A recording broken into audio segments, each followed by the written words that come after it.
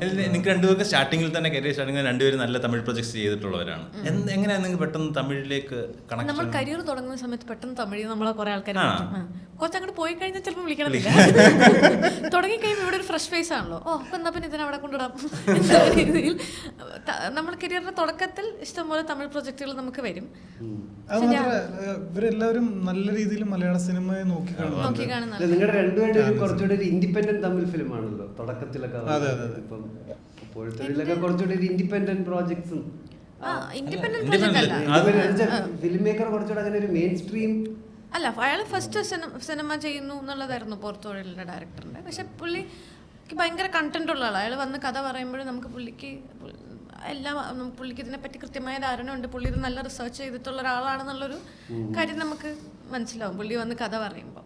അത്രയും ചിലർ കഥ പറയുമ്പോൾ നമുക്ക് കുറേ ലൂപ്പ് ഹോൾസ് ഉണ്ടാവില്ല. അങ്ങനെ ചോദിക്കുമ്പോൾ അവരത് അതിങ്ങനെ എന്നൊക്കെ പറയുന്ന ആൾക്കാരെ പോലെ ആയിരുന്നില്ല. പുള്ളി ഭയങ്കര കറക്റ്റായിട്ട് ഇതിങ്ങനെയായിരുന്നു, ഇതിങ്ങനെ ആയതുകൊണ്ട് ഇതിങ്ങനെയായിരുന്നു എന്ന് പറയാൻ മാത്രം ഫസ്റ്റ് നരേഷനിൽ തന്നെ അങ്ങനെയുള്ള ഒരാളായിരുന്നു. അതൊക്കെ അത്യാവശ്യം നല്ല കണ്ടന്റ് ഉള്ള ആളാണെന്നുള്ളത് പുള്ളിയുടെ നരേഷനിലൊക്കെ തന്നെ ഉള്ള ഒരാളായിരുന്നു.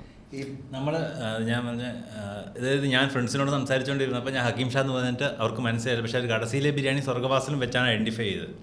അതായത് ഹക്കീം ഷായെ മലയാള സിനിമയേക്കാൾ കൂടുതൽ അവൻ അറിയാവുന്നത് അവൻ കടസിയിലെ ബിരിയാണി സ്വർഗ്ഗവാസിലോ പറഞ്ഞത്. സോ നിങ്ങൾക്ക് രണ്ടുപേർക്ക് അത്യാവശ്യം പോപ്പുലർ ആയിട്ടൊരു ഐഡന്റിറ്റി തമിഴിൽ സ്റ്റാർട്ടിങ് സ്റ്റേജ് തന്നെ കിട്ടിയാണ്. വീട്ടിൽ സിനിമ കാണുന്ന ഒരുമിച്ചിരുന്ന് കാണുന്ന സമയത്ത് തമിഴ് സിനിമ വെച്ചിട്ടാണ്. അതായത് മലയാള സിനിമ ഞാൻ നിഖിലെ കണ്ടപ്പോൾ ഫാദർ വെച്ച് തമിഴ് സിനിമയെ കണ്ട കുട്ടിയല്ലേ, അതായത് ഐഡന്റിഫിക്കേഷൻ അങ്ങനെയാണ് തിരിച്ചു വന്നത്. എനിക്ക് തോന്നുന്നു ഇവിടുന്ന് എല്ലാവരെയും വിളിക്കുന്നുണ്ട് തമിഴിലേക്ക്. പക്ഷെ പലർക്കും ഒന്നില്ലെന്നുണ്ടെങ്കിൽ തമിഴ് പറയാനുള്ള ലാംഗ്വേജ്, അല്ലെന്നുണ്ടെങ്കിൽ ഡേറ്റ് ഇല്ലായ്മ. ഇത് എനിക്ക് വേറെ പണിയൊന്നുമില്ലായിരുന്നു. അങ്ങനെ വിളിച്ചപ്പോൾ എല്ലാ പടം പോയി ചെയ്യാൻ പറ്റിയെന്നുള്ളതാണ് എനിക്ക് മനസ്സിലാണ്. അല്ലെങ്കിൽ ഒരാളെ മാത്രമായിട്ടുള്ളൊരു സെലക്ഷൻ അല്ല ഇവിടെ നിന്ന് എപ്പോഴും നടക്കുക. ഇപ്പം ചെയ്തുകൊണ്ടിരിക്കുന്ന പടത്തിൽ ഏകദേശം 4-5 മലയാളികളുണ്ട് മെയിൻ സ്ട്രീം ആക്ടേഴ്സ്. ഏത് പടം? ജയിലർ. അപ്പോൾ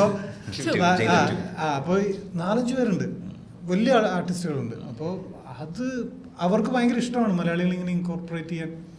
മലയാള സിനിമ ഭയങ്കരമായിട്ട് നോക്കി കാണുന്നുണ്ട്. എല്ലാ ഭാഷക്കാരും നോക്കി കാണുന്നുണ്ട്. നമ്മുടെ സിനിമ അത്രത്തോളം നല്ല സിനിമകളാണ് ഇവിടെ പ്രൊഡ്യൂസ് ചെയ്യുന്നത്.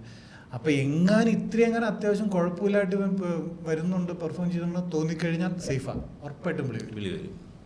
പക്ഷെ അതിനകത്തുനിന്ന് നമ്മൾ ചൂസ് ചെയ്യണം നല്ലത് ഏതാണ് മോശം ഏതാണെന്നുള്ളത്. നമ്മളപ്പോഴും ചൂസ് ചെയ്യേണ്ടിയിരിക്കുന്നു. അതൊരു വലിയ പ്രോസസ്സാണ്. നമ്മൾ എങ്ങാനും പോയി ചെറിയ മോശം സിനിമകളിൽ മോശം എന്ന് പറഞ്ഞു കഴിഞ്ഞാൽ അത്ര സക്സസ്ഫുൾ ആവാത്ത സിനിമകളായിരുന്നു എന്നുണ്ടെങ്കിൽ പിന്നെ അതിലൊരു കരിയർ ബിൽഡ് ചെയ്തെടുക്കാൻ ഭയങ്കര പണിയാണ്.